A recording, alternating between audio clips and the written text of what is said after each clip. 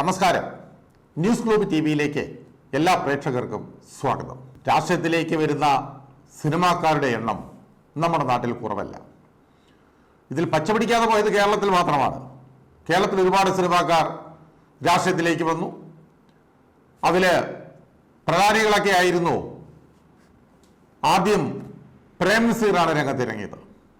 അദ്ദേഹത്തിന് പോലും സൂപ്പർ സ്റ്റാറായി നിന്ന കാലത്ത് പോലും അദ്ദേഹത്തിന് സിനിമയിൽ തിളങ്ങിയെങ്കിലും രാഷ്ട്രീയത്തിൽ ശോഭിക്കാനായില്ല.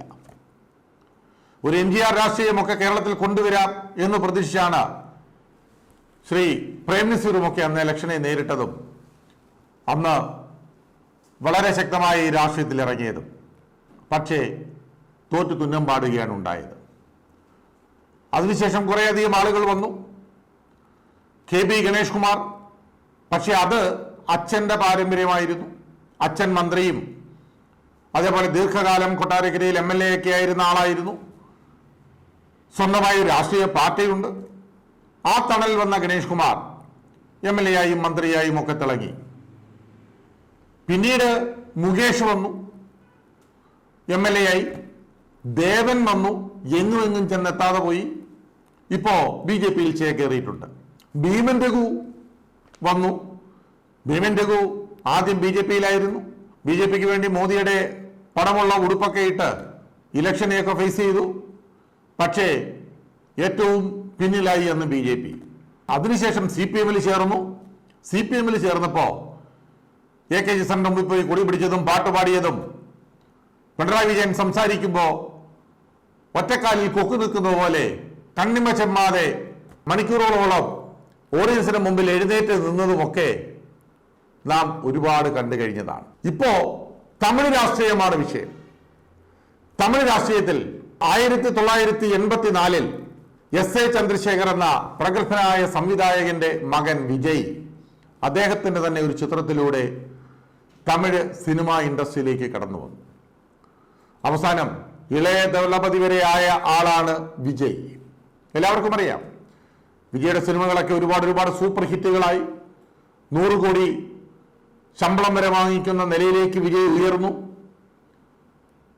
2009 സ്വന്തമായി കൊടിയും ചിഹ്നവും ഒക്കെയുള്ള വിജയ് മക്കൾ ഇയക്കം എന്ന ഫാൻസിനെ മറ്റൊരു രീതിയിൽ പേരൊക്കെ ഇട്ട് വിളിച്ച് രൂപപ്പെടുത്തിയെടുത്തു. കഴിഞ്ഞ പഞ്ചായത്ത് തിരഞ്ഞെടുപ്പിൽ ഏതാണ്ട് 115ഓളം സീറ്റുകളിൽ ഈ വിജയ് മക്കൾ ഇയക്കത്തിന് വിജയിക്കാനായെങ്കിലും മുനിസിപ്പാലിറ്റികളിലൊന്നിലും നിലം തൊട്ടിട്ടില്ല എന്നുള്ളതും വസ്തുതയാണ്. ആ വിജയ് ഇപ്പോ തമിഴക വെട്രി കഴകം എന്ന രാഷ്ട്രീയ പാർട്ടി രൂപീകരിച്ചിരിക്കുന്നു. 1 കോടി ആളുകളെ ഈ പാർട്ടിയിലേക്ക് മെമ്പർഷിപ്പ് എടുപ്പിക്കാനാണത്രേ അദ്ദേഹത്തിന്റെ മോഹം. കഴിഞ്ഞ കുറെ കാലങ്ങൾക്ക് മുമ്പ് മെർസൽ എന്നൊരു സിനിമയിൽ വിജയ് അഭിനയിച്ചിരുന്നു. ഈ മെർസൽ എന്ന സിനിമയിൽ GSTയുമായി ഉണ്ടായ ചില പരാമർശങ്ങളുമൊക്കെ മോദി ഗവൺമെന്റിനെ പോലും അലോസരപ്പെടുത്തി. വിജയുടെ വീടും അദ്ദേഹത്തിന്റെ ഓഫീസുകളുമൊക്കെ റെയ്ഡ് ചെയ്യുന്നൊരവസ്ഥയിലേക്ക് വന്നു. അപ്പോഴായിരിക്കാം വിജയ്ക്ക് ഒരു രാഷ്ട്രീയ പാർട്ടി രൂപീകരിക്കണം എന്ന് തോന്നിയത്.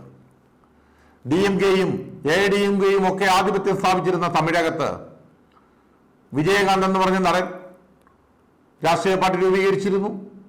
വിജയകാന്തിനും വിചാരിച്ചതുപോലും ശോഭിക്കാൻ പറ്റിയില്ല. രജനീകാന്ത് കുറെ കാലങ്ങൾക്ക് മുമ്പ് തന്നെ രാഷ്ട്രീയത്തിലേക്ക് വരുമെന്ന് പറഞ്ഞിരുന്നു. പക്ഷേ അതും ശോഭിച്ചു കണ്ടില്ല. കമലഹാസൻ രാഷ്ട്രീയ പാർട്ടി രൂപീകരിച്ചെങ്കിലും അതും തമിഴകത്ത് ഉദ്ദേശിച്ചതുപോലെ പച്ച പിടിച്ചിട്ടില്ല. ഇതിനെല്ലാം അപവാദമായിരുന്നു MGR. സിനിമയിൽ നിന്നും രാഷ്ട്രീയത്തിലേക്ക് വന്നപ്പോൾ തമിഴക മക്കൾ മുഴുവനും MGRന് പുറകെ പോയ ആളുകളാണ്. അണ്ണാ DMK ഉണ്ടായ കാലം മുതൽ MGRനെ തമിഴ് മക്കൾ മറന്നിട്ടില്ല.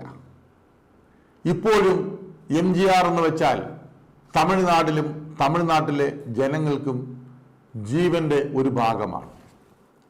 അങ്ങനെ ഒരു നേതാവിനെ ഇതുവരെയും തമിഴ്നാട് കണ്ടിട്ടില്ല എന്നാണ് പറയുന്നത്.